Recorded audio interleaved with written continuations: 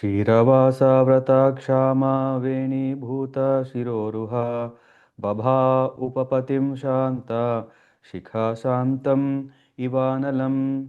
The daughter of King Vidarbha wore old garments and she was lean and thin because of her vows of austerity. Since she did not arrange her hair, it became entangled and twisted in locks. Although she remained always near her husband, she was as silent and unagitated as the flame of an undisturbed fire.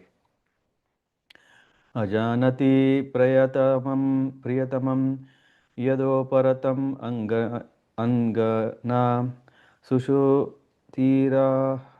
Oh, sorry. Ajanati priyatamam yadoparatam angana sustirasanam adasya yatha purvam upacharat. The daughter of King Vidarbha continued as usual to serve her husband, who was seated in a steady posture until she could ascertain that he had passed away from the body. यदा नोपलभेताङ्घ्राव ऊष्माणं प्रत्युर्र्जति आसीत् संविघ्नहृदया यूथा भ्रष्टा मृगीयता. While she was serving her husband by massaging his legs, she could feel that his feet were no longer warm and could thus understand that he had already passed from the body. She felt great anxiety upon being left alone. Bereft of her husband's company, she felt exactly as the deer feels upon being separated from its mate. आत्मानं शोचति दीनम् अबन्धुं विक्लवाश्रुभिः स्तनौ आशिष्य विपिने सुस्वरं प्ररुरोदसा. Being now alone and a widow in that forest, the daughter of Vidarbha began to lament incessantly, shedding tears while soaked her breasts and crying very loudly. उत्तिष्ठोत्तिष्ठ राजर्षे इमाम् उदति मेखलां दस्युभ्यः क्षत्रबन्धुभ्यो बिभ्यतीं पातुम् अर्हसि. O best of kings, please get up, get up. Just see this world surrounded by water and infested with rogues and so-called kings. This world is very much much afraid, and is your duty to protect her. एवं विलपन्ति बाला विपिने अनुगता पतिं पतिता पादयोर्भर्तु रुदति अश्रूणि avartayat. That most obedient wife thus fell down at the feet of her dead husband and began to cry pitifully in that solitary forest. Thus the tears rolled down from her eyes. क्षितिं दारुमयीं चित्वा तस्यां पत्युः कलेवरम् आदीप्य चानुमरणे विलपन्ति मनोददे. She then prepared a blazing fire with firewood and placed the dead body of her husband upon it. When this was finished, she lamented severely and prepared herself to perish in the fire with her husband. तत्र पूर्वतरः कश्चित् सखा ब्राह्मण आत्मवान् सान्त्वयन् वल्गुना साम्ना ताम् आह रुदतीं प्रभो. My dear king, one Brahmana who was an old friend of King Purañjana came to that place and began to pacify the queen with sweet words. ब्राह्मण उवाच का त्वं कस्यासि कोक्वायं शयानो यस्य शोचसि जानासि किं सखायं मां येनाग्रे विचचर्त यः. The Brahmana inquired as follows: Who are you? Whose wife or daughter are you? Who is the man lying here? It appears you are lamenting for this dead body. Don't you recognize me? I am your eternal friend. You may remember that many times in the past you have consulted me. Api smarasi chatmanam abhignata sakham sakhe hitva mam padam anvikchan bhoma bhoga ratogataha. The Brahmana continued, My dear friend, even though you cannot immediately recognize me, can't you remember that in the past you had a very intimate friend? Unfortunately, you gave up my company and accepted a position as enjoyer of this material world. Hamsa aham cha tvam charya sakhayo manasayano abhutam antara vaukha sahasra parivatsaran. My dear gentle friend, both you and I are exactly like two swans. We live together in the same heart, which is just like a Manasa lake. Although we have been living together for many thousands of years, we are still far away from our original home. Satvam vihaya mam bandhom gato gramya matirmahim vicharan padam adrakshihi kayachin nirmitam striya. My dear friend, you are now my very same friend.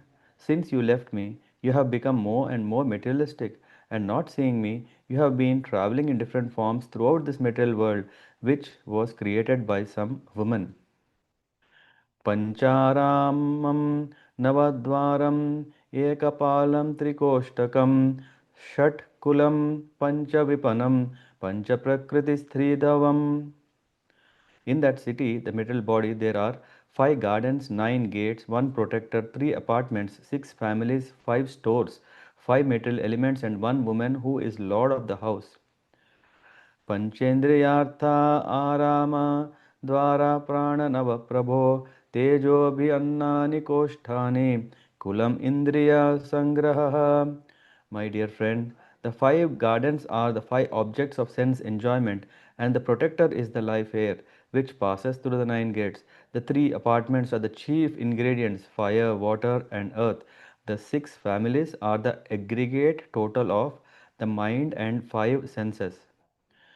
विपनस्तु क्रियाशक्तिर्भूतप्रकृतिरव्यया शक्त्यधीशः पुमान् त्वत्र प्रविष्टो नवबुध्यते.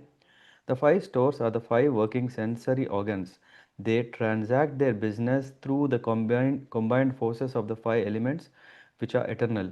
Behind all this activity is the soul. The soul is a person and an enjoyer in reality. However, because he is now hidden within the city of the body, he is devoid of knowledge. तस्मिं त्वं रामया स्पृष्टो रममाणो स्मृतिः तत्सङ्गात् ईदृशीं प्राप्तो दशां पापीयसीं प्रभो. My dear friend, when you enter such a body along with the woman of material desires, you become overly absorbed in sense enjoyment. Because of this, you have forgotten your spiritual life. Due to your material conceptions, you are placed in various miserable conditions. नत्वं विदर्भदुहिता नायं वीरसुहृत्तव न पतिस्त्वं पुरञ्जन्य रुद्धो नवमुखे यया. Actually, you are the daughter of Vidarbha, nor sorry, you are not the daughter of Vidarbha. One second.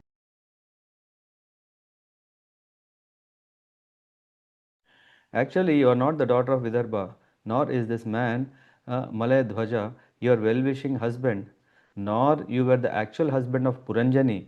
You were simply captivated in this body of nine gates. माया हि एष माया सृष्टा यत्पुमांसं स्त्रियं सतीं मन्यसे no भयं यद्वै हंसो पश्यावयोर्गतिम्. Sometimes you think yourself a man, sometimes a chaste woman, and sometimes a neutral eunuch. This is all because of the body which is created by the illusory energy. This illusory energy is my potency, and actually, both of us, you and I, are pure spiritual identities. Now, just try to understand this. I am trying to explain our factual position. अहं भवान्न चान्यस्त्वं त्वम् एवाहं विचक्ष्व भोः न नौ पश्यन्ति कवयश्चिद्रं जातुमनाग् अपि. My dear friend, I, the super soul, and you, the individual soul, are not different in quality, for we are both spiritual. In fact, my dear friend, you are qualitatively not different from me in your constitutional position. Just try to consider this subject. Those who are actually advanced scholars, who are in knowledge do not find any qualitative difference between you and me. यथा पुरुष आत्मानम् एकम् आदर्श चक्षुषोः द्विधा भूतम् अवेक्षेता तथैवान्तरम् आवयोः. As a person sees the reflection of his body in a mirror to be one with himself and not different, whereas others actually see two bodies, so in our material condition, in which the living entity is affected and yet not affected, there is a difference between God and the living entity. एवं समानसोऽहंसोऽहंसेन प्रतिबोधितः स्वस्थस्तब्द व्यभिचारेण नष्टाम् आप पुनः स्मृतिम्. In this way, both swans live together in the heart. When the one swan is instructed by the other, he is situated in his constitutional position. This means he regains his original Krishna consciousness, which was lost because of his material attraction. बर्हिष्मन् एतद् अध्यात्मं पारोक्षेण प्रदर्शितं यत् परोक्षप्रियो देवो भगवान् विश्वभावनः. My dear King Prachina Barhe, the Supreme Personality of Godhead, the cause of all causes, is celebrated to be known indirectly. Thus, I have described the story of Purañjana to you. Actually, it is an instruction for self-realization. Hare Krishna. Thus ends this chapter 28 from the fourth canto of Srimad Bhagavatam. Purañjana becomes a woman in the next life. Hare Krishna. So, we are, Narad Muni said in this wonderful way who we are. And as we usually also appreciate not dry philosophy or even real philosophy for us looks tasteless and might look not so relishable. So here we can see what's happening is that Narad Muni is telling to Prachina Parishad that hey, wake up. Yeah?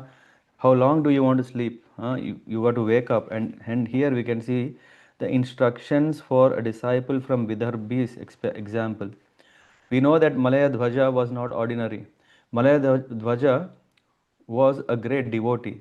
And this Puranjana, in his next life, he became the daughter of King Vidarbha. And out of good fortune of whatever this King Puranjana in his last life he did, for that he was bestowed again a next chance. This reminds us, I mean, we are talking about always a second chance. We are not talking about third chance, fourth chance. In the case of sixth canto, Ajamila pastime, we know that, the book title itself was a second chance. And here Puranjana became um, Vaidarbhi, the daughter of Vidarbha.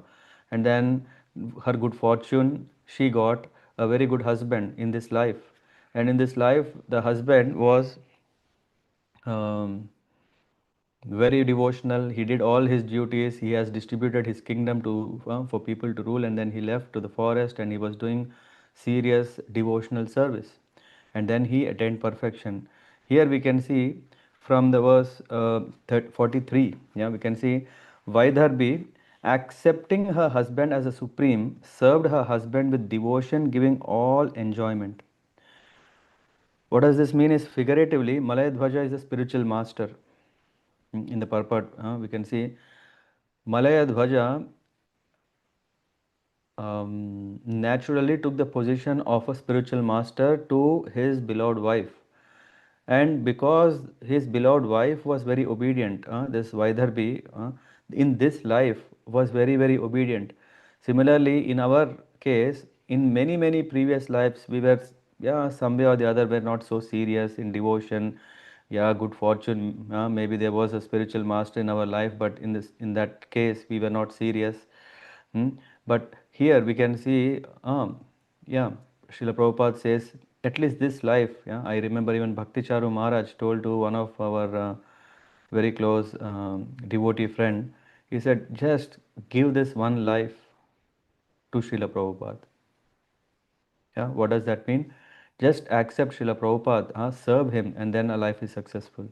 So here, this is the stage. We are talking about the last life of Purañjana, King Purañjana, or last life of a jiva. How does it work out? If one takes shelter of a spiritual master. Figuratively, Malaya Dhwaja is the spiritual master and his wife Vaidarbhi is the disciple. The disciple accepts the spiritual master as the supreme lord. And what is the purpose of the disciple? The disciple's only duty is to please the spiritual master. Yeah, the relation between guru and disciple, we can see here is that uh, um, Vaidarbhi is serving her beloved husband for his enjoyment. And this, what is the enjoyment for a spiritual master? That if one becomes Krishna conscious, if one takes up serious Krishna consciousness, and in that way, yeah, Vaidarbhi was engaged. In that he says, in old garments she was lean due to austerity. So, if a disciple remains steady in serving his spiritual master, he need no longer fear falling down into clutches of Maya. There is no problem. Why? Because though always near her husband, she was silent like the flame of undisturbed fire.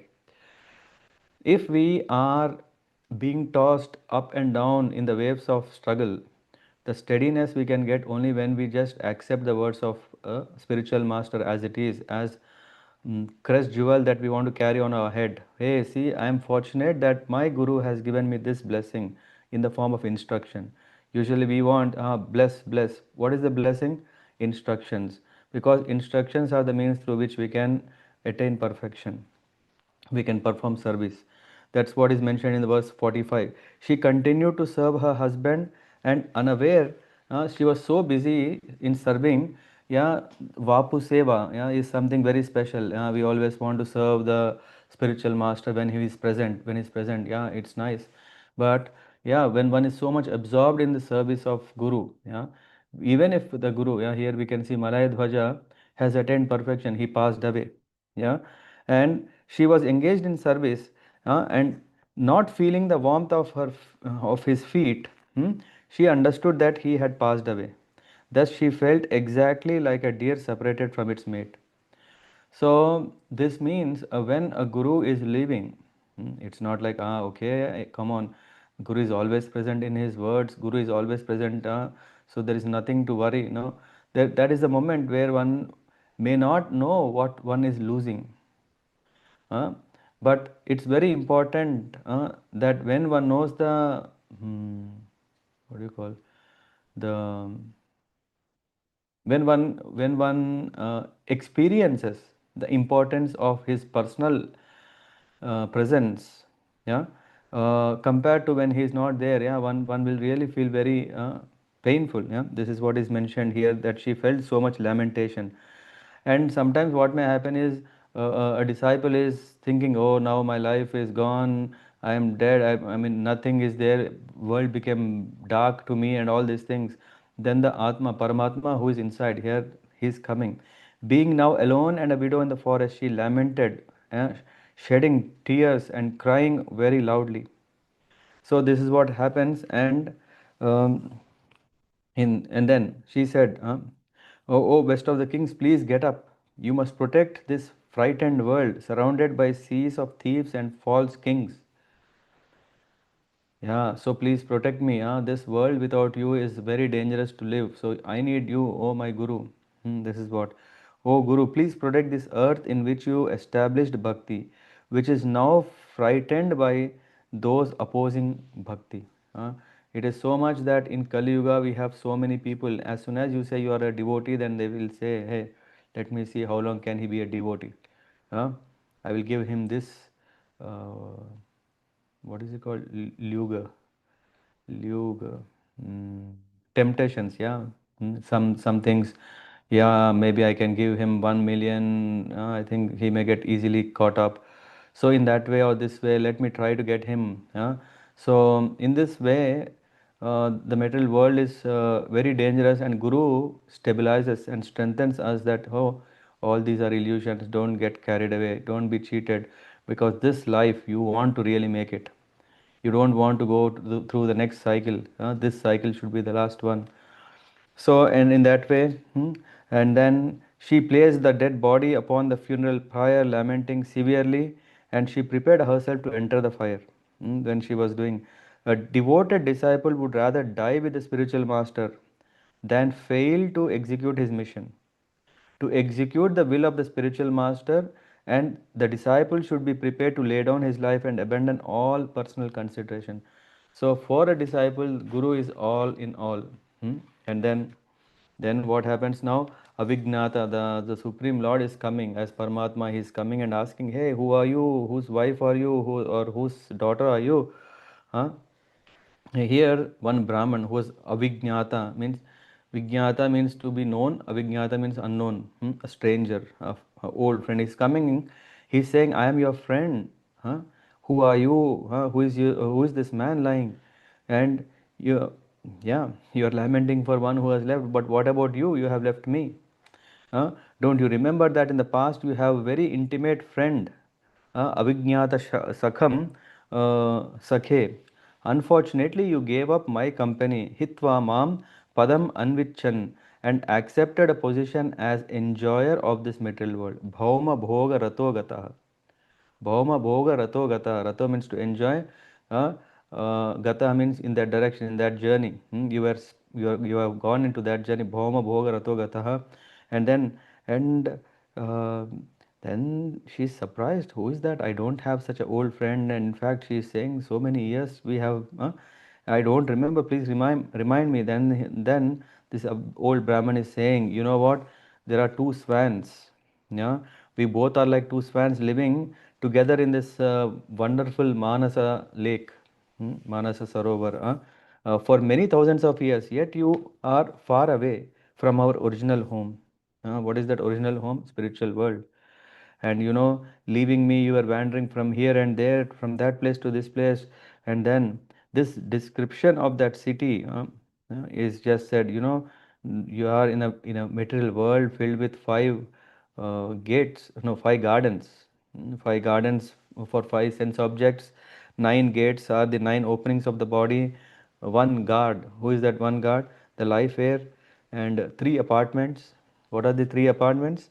Earth, water, and fire. Six families. Five knowledge senses plus one. Yeah, the mind and five knowledge acquiring senses. Gyanendriya and Mano. And five stores are these five action karmendriyas. Then five powers of state, which is five gross elements. In this way, and then you know what? There is one mistress. Who is that? Intelligence. And then there is one master, husband. Who is that? Jiva. So this is what he has explained. And then somehow or the other, you were thinking that, hey, I am the enjoyer because you started developing a false identity. Actually, you are not the daughter of Vidarbha, nor the wife of that, mm, nor the husband of Puranjani. Huh? You are none of these. Who kept in the city of these nine gates. No, you are not that. So. Um, then he's saying, this Maya has been created by me. Maya hi esha Maya Srishta. I have created this Maya and causes you think yourself as woman, man, or eunuch. But actually, we are both pure spiritual identity. And it goes further, he says, qualitatively we are same, quantitatively we are different. Huh? And in that way, he's saying, now the job of me as have come here for what? In this way, one swan, after being instructed by the other, regained his original Krishna consciousness, which was lost because of his aversion. And in this way, finally, he is saying, oh, whatever I have said, Narad Muni is saying, whatever I have said, this is life of Puranjana, but actually, this is a story of self realization. So nice. See how great is Narad Muni that he has so perfectly explained the reality such a way that one can understand the reality, can remember this reality. Of course, we may have to read again and again to remember all these things, but we can appreciate that signs of self-realization in a story form. Just like Bhagavad Gita, we can see are the principles and guiding what do you call this, guiding principles of one, how one should live. And Bhagavatam is elaborate uh, uh, compilation of the dealings of the Lord and his devotees. We can see the principles of Bhagavad Gita, teachings of the Bhagavad Gita, everything we can see in this one particular form what Narad Muni has said. We will also go through further, yeah, because it doesn't end here. Because Prachina Parishat, Narad Muni is explaining, because Prachina Parishat is asking, "Oh Narada, so nice of you, but I didn't understand." Yeah, though King Prachina Parishat is great king, he still asks Narada, "Can you elaborate your allegorical story?" This is what we will cover tomorrow. Yeah, thank you. Yeah, any thoughts? Any questions? Or yeah. Did someone already heard this? Remember this from the past? No. How are you finding? Is it easy to follow? Should we go a little slower?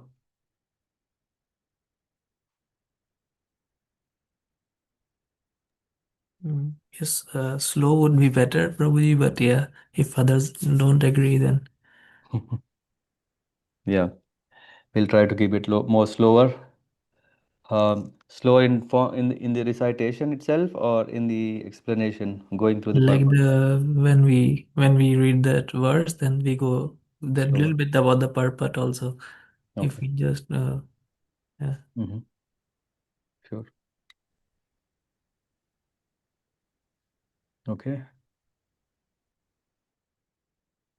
Okay, then thank you very much. So we catch up with the chapter 29 and understand the same thing. Yeah, one of the reason Gaurav Prabhu is also that mm, because we know that Prachina Parishad is going to ask again, hey, can you please explain again what you have already said? So it will be a revision, and at least the next chapter will go a little slower so that we will understand it again what was covered in the previous three chapters. Yeah. Okay, okay, yes. Okay. Then okay, have a nice evening. Vancha kalpatarabhyascha kripa sindhubhyev cha patitanam pavanebhyo vaishnavebhyo namo namaha.